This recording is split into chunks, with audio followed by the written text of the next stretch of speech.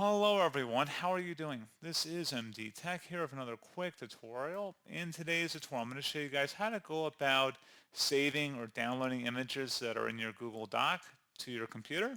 So this should hopefully be a pretty straightforward process here, guys. And without further ado, let's go ahead and jump right into it. So all you have to do is right click on the picture in question, and you want to select where it says More Actions. Select where it says Save to Keep. And you can add a note if you want to do so, otherwise you don't have to.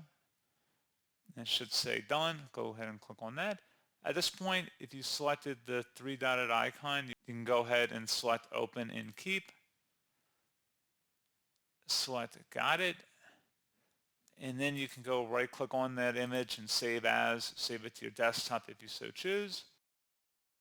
And it should save to your computer without any issue, assuming it's a normal common file type, which it should be.